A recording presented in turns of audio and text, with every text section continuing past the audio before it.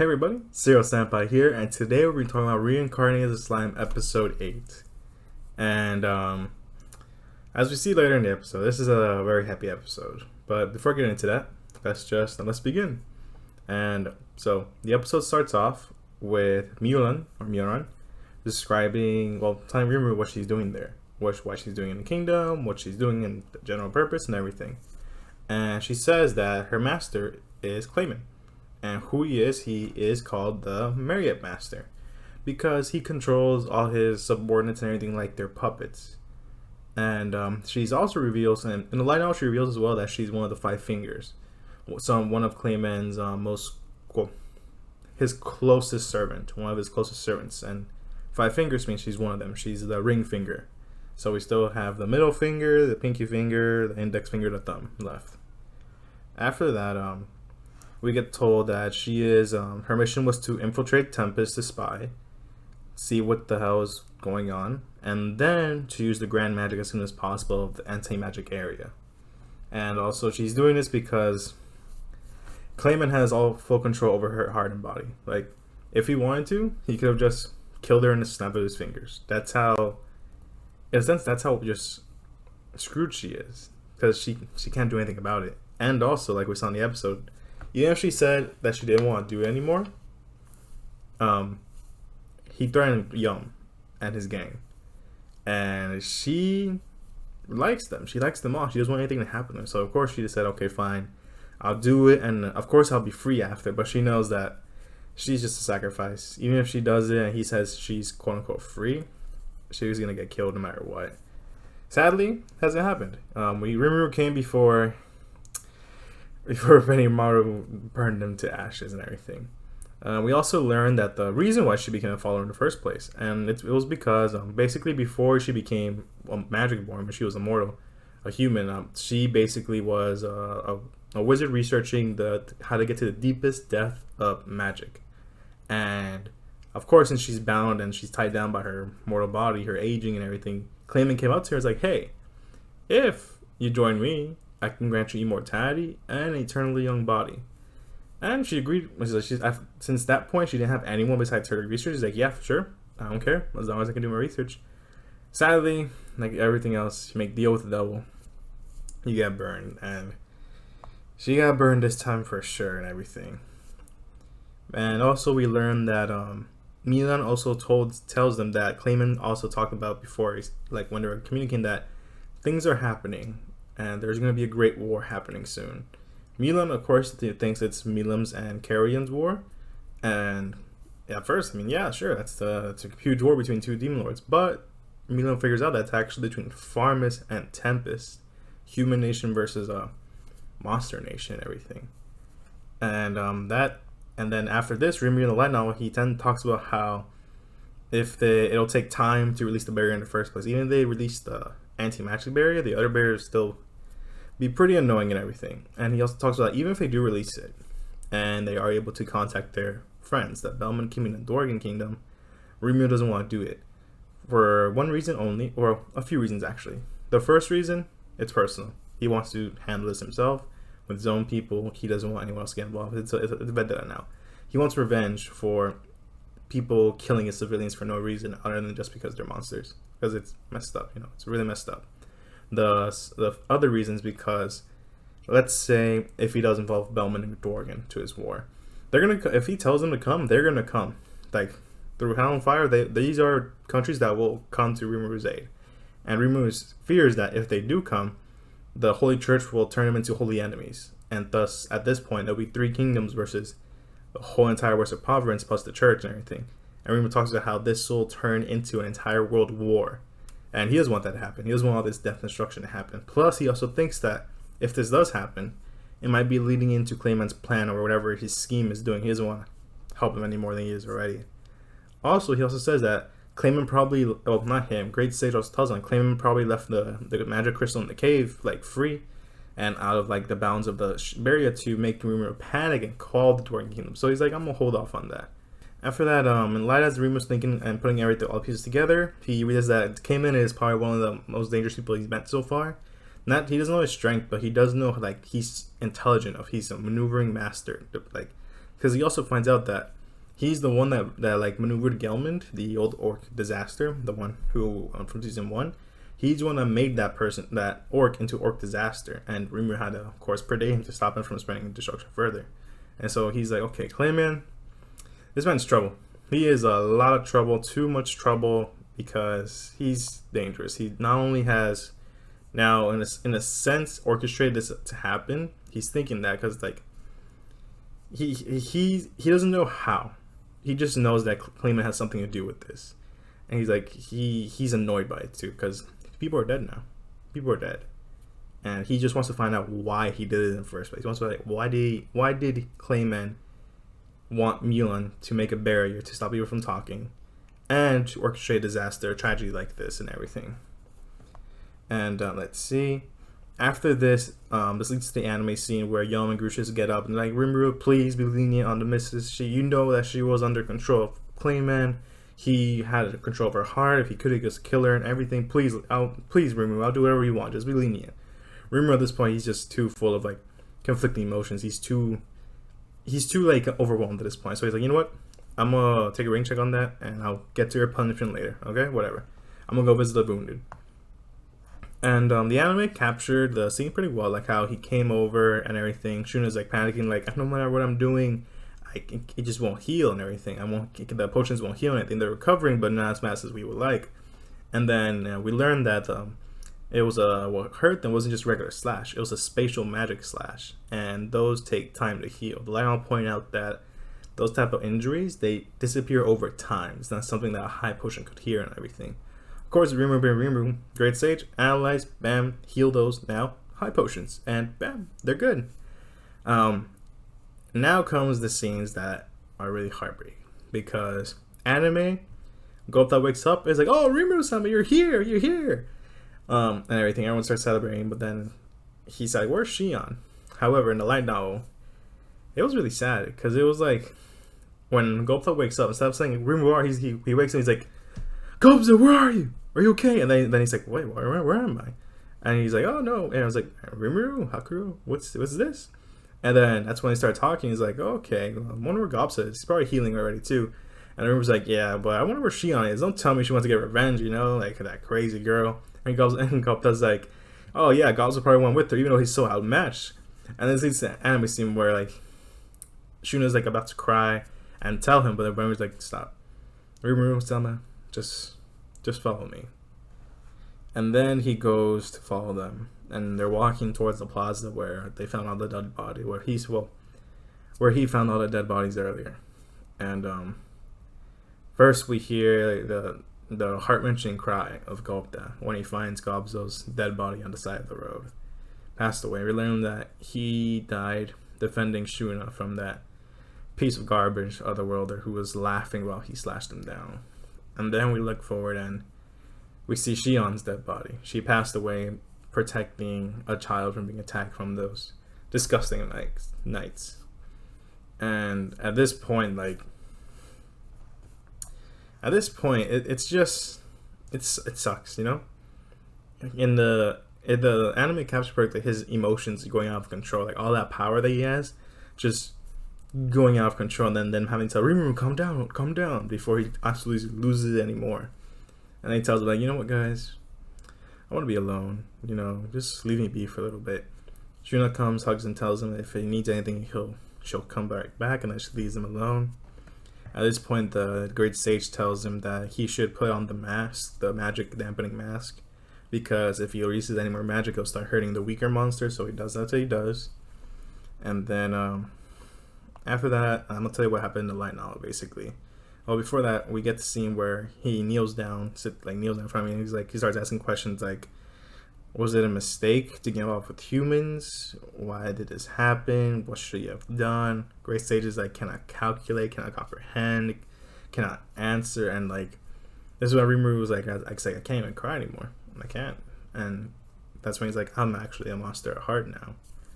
After that, in the light novel, we get like, and after this, we get like a scene where he's in the absorbed limb, but light novel just made it so much more painful, because Rimuru starts talking about how if Rimuru, this was when Tempest, this was just some off like let's say some other town or city, Rimuru would have like basically gone like ham. He would have gone on a rage. Like it would have been as if he went like in the early parts of the episode when he went to gluttony form of him. He would have gone on a rage similar to that, which is just destroying everything, absorbing everything, and like wrecking havoc in his whatever in his path and everything and all that. And also like he's never felt this type of pain before, because even in this life of his and his last life, he points out that he's never had someone so close to him. All these people close to him pass away. He's never felt this way before, and the pain is so intense that not even cancel pain can help. He describes the pain as something as getting slashed from ear to ear, and he's not able to hold back all his current emotions and everything. All these emotions and power that's inside him is going out of control. And then that's when we get the scene where his mask cracks. And when the mask cracks, it makes it look like he's weeping, because that's exactly what's happening to him. That's exactly what he's doing. In the anime, we get the scene where Ellen comes, but I know we get something that's sadder, because Rimuru basically stayed next to all these bodies there for 3 days straight. Just kneeled down looking at them, trying to make a joke like, hey, Shion, why'd you sleep in, you know? Why are you being so like stupid, you? And you too, Gobzo, come on, wake up. Then after that point, he's like, yeah, they're not gonna wake up. They're gone and everything. He's talking about how they're never gonna open their eyes again, and he just doesn't want to admit that he's never gonna see Shion and her drunk and dumb antics, and that even though he didn't talk to Gobzo much or any of the other residents much, he still cherishes them all as his close family, and that he's so hurt. He's contemplating like, why did we deserve this? Are monsters just meant to be subjugated without any question? Because if they are, then those humans better be ready to be subjugated as well. And right before like that little line snaps, Great Sage comes to rescue Clutch, like to distract him. He's like, oh, the barrier can be disabled now. Do you want to do it? And Rimu's like, no, not right now. And then that's when he's like, okay, time to absorb them and everything. And then he gets a communication from Soe during this point that there's the Farmer's Kingdom has like camps all around with at least a magic device that they seem to be defending each. Rimuru tells him, okay, just at ease and go stand by. Don't dare attack them and everything. After this, that's when he searches up resurrection magic, how to do it, from necromancy to holy miracle resurrection, all that. And none of them are the ones he wants. None of them can bring the dead back and everything. Even if they do bring them back,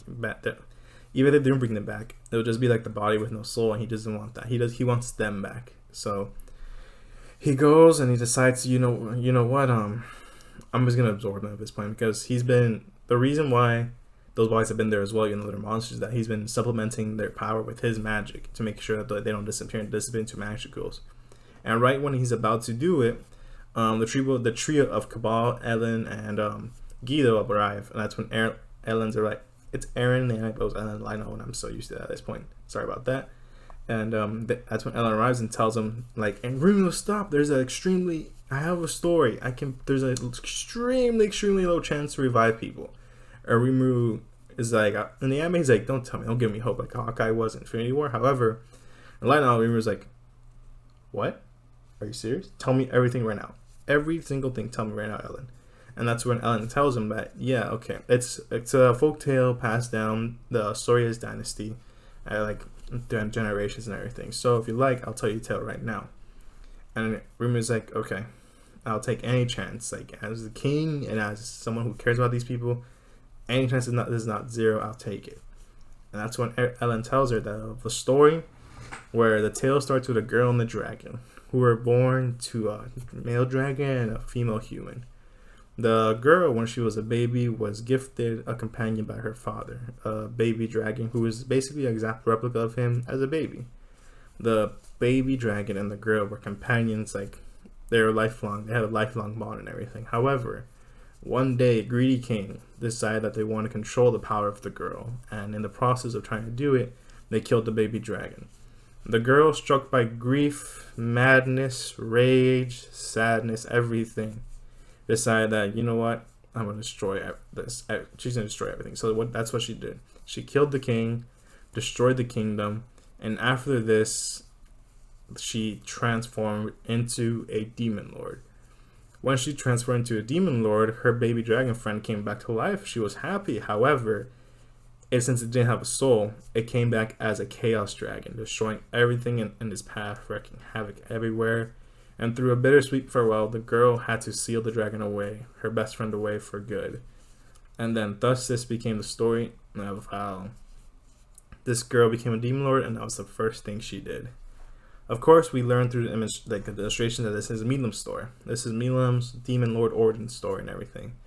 And the more you think about it, it's like, damn, this girl sucks. Really sucks.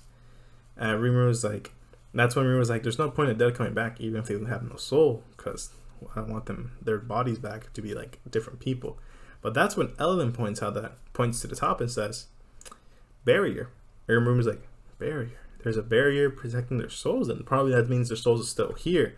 And that's when Great Sage is like, there's a 3.14% chance that the souls are still inside the barrier. And to some people, 3% is like, oh, that's so low. But to Rimuru, that's a high chance. 3% to chance to that they can be revived. That's extremely high. He will take that for all it's worth. And then that's when he tells Ellen, like, are you sure it's okay you told me this story? Because you're basically telling me to become a demon lord. And Ellen's like, that's fine. That is absolutely fine. That's when she reveals that she's actually an elf. And that she's actually Iridium Grimwald, and her blood connects her to the royal family of the sorcerer's dynasty of Sarion. And that she's actually a princess. Also, it's pointed out as one line now that after telling her, she knows that it'll be traced back to her. There are spies everywhere from her kingdom keeping tabs on her even now. And that she's also going to quit being an adventurer, because since she revealed something so big, basically she's creating another demon lord, and she's an adventurer. She doesn't want the adventure guild to be tied to someone that did that. So she's going to quit to leave their stress, and instead ask Rimuru if she could live Tempest. Of course, Rimuru at first thinks about it, but then he's like, I'm going to talk to you later about it. I don't want to deal with the dynasty to come him. Like, he doesn't want to deal with another farmer's incident. So he's like, you know what? I like you, Ellen, but I'm going to think about it for next time. She's like, okay. After this, he asks Sage, how can I become a demon lord and everything? What can I do? And Sage is like, okay, so you have the demon seed.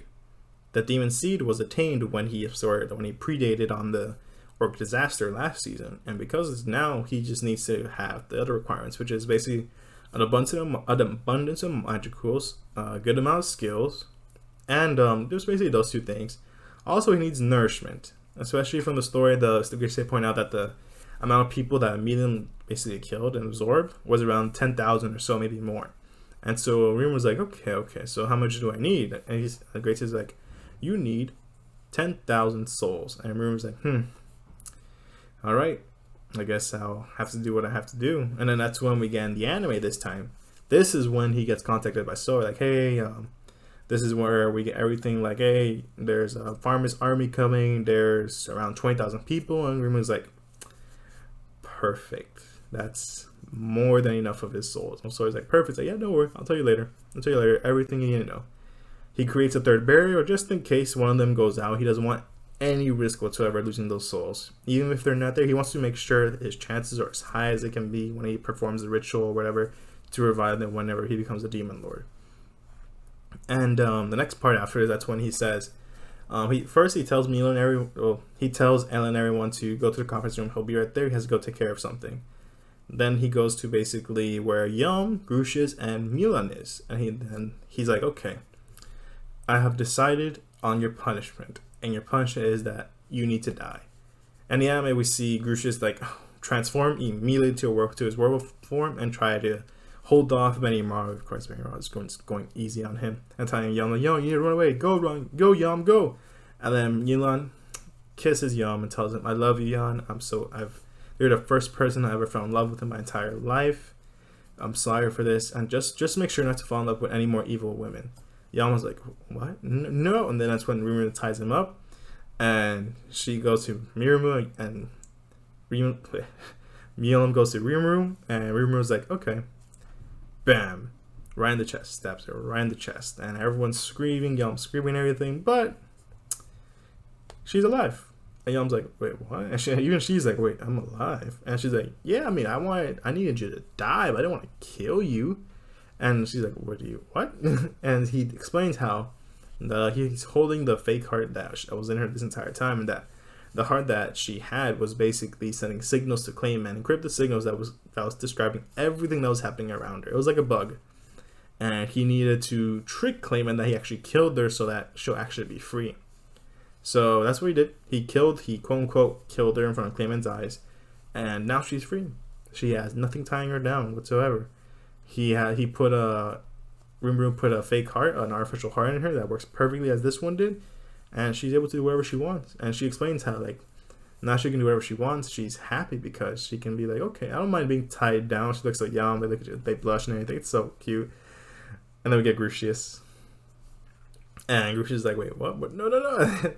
It's so funny. Even like how everything is like, Bennymore's like, it's okay. And he's like, don't cover me. All I gotta do is wait 100 years. And that's when Yam's like, hey, you pervert, what are you disgusting lycanthrope werewolf person? It's like, I don't care about you scumbag humans. You should live enough. It's like, I will. They start arguing and everything.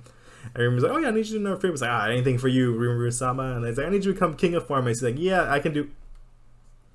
What? King? He's like, yep. I'm basically going to wipe out the entire farmer's form that's coming here.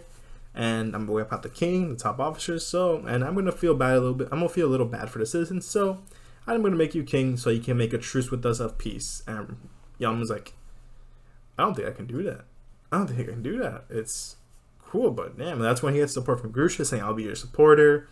And the line on Mion's like, I don't like boring men. And Yam's like, I'll do it right now. Like, when do you need me? When do you need me to do it? And Reem was like, okay, good. Glad to hear that, okay?